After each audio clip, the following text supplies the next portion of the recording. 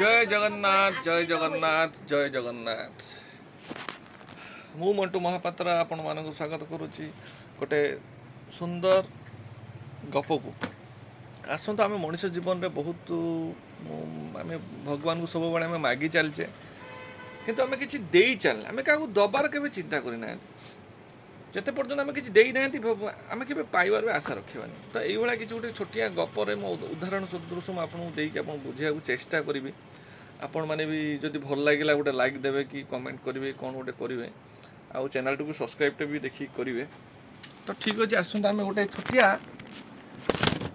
गप आकार गोटे जाना जिनसटी कौन। तो यहाँ माइक्रोफोन भाया मुझे व्यवहार कर दिने बड़ी भोर होता है 4:30 भोर 4:30 श्रीकृष्ण आउ अर्जुन दिज मॉर्निंग वॉक में बाहरी गई। श्रीकृष्ण चलती अर्जुन बस साइड पछे पछे चलती कहीं सी होती सारथी नुहे कि श्रीकृष्ण।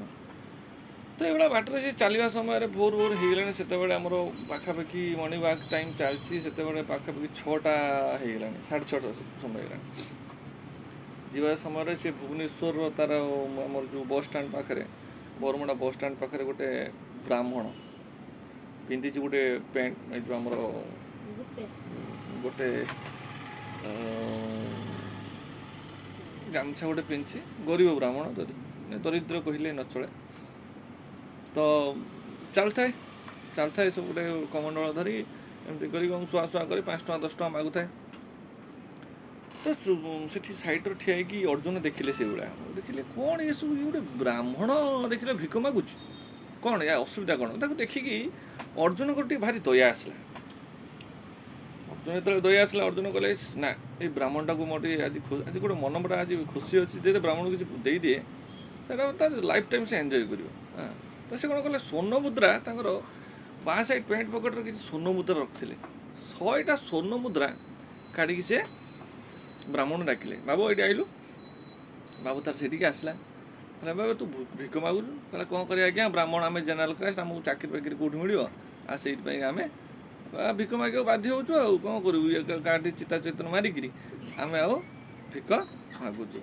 तो से हिसाब से अर्जुन कौन कले देदेले 100 स्वर्ण मुद्रा देले कहले बाबू तू एंजॉय कर नहीं जा ये पैसा नहीं जा तो बुढ़ा हो बरम ये पैसा तोर सर तो आराम से खाई पी फुल चलू सबू करू मद फद आप पीबू नहीं स्वर्ण मुद्रा बिक्री कर।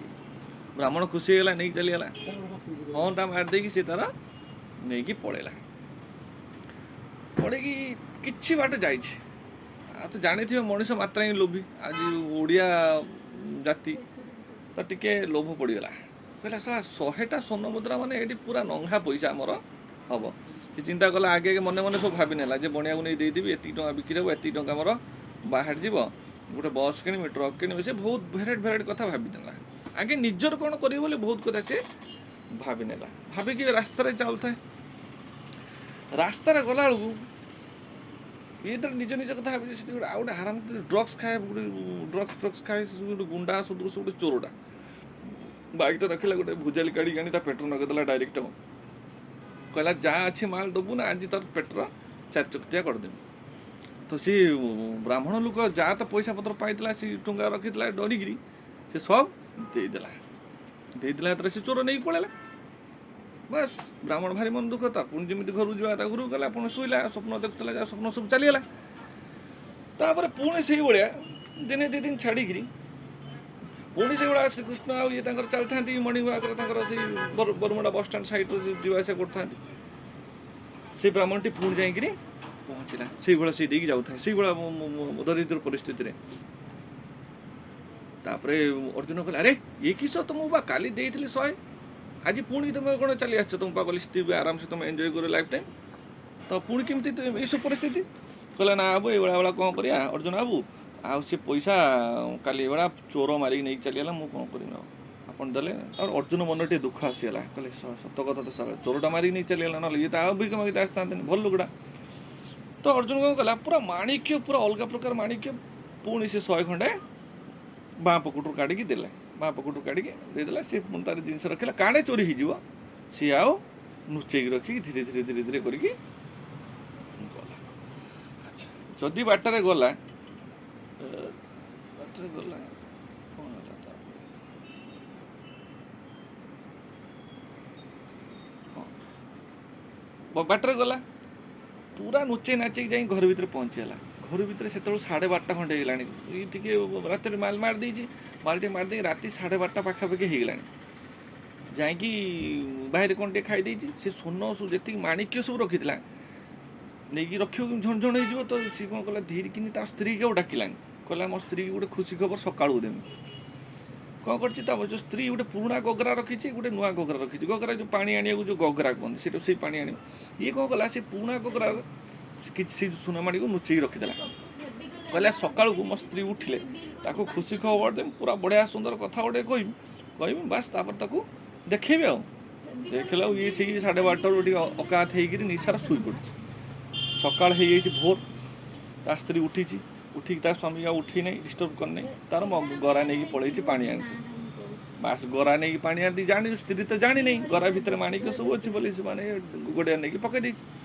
ପକେଇ ଦେଇ ପୁଣି ଗଡ଼ିଆରୁ ପାଣି ନେଇ ପଳେଇ ଆସିଛି। ବୁଢ଼ାର ନିଦ ଭାଙ୍ଗିଛି। ନିଦ ଭାଙ୍ଗିଲା ପରେ ତାକୁ ଯେତେବେଳେ ପଚାରେ, ଆରେ ଖୁସି ହେଇକି ତା ସ୍ତ୍ରୀ ଖବର ଦେବ, କହିଲେ ଆରେ ଏଇଠି ଗରାଟେ ଥିଲା, ଗଲା କୁଆଡ଼େ?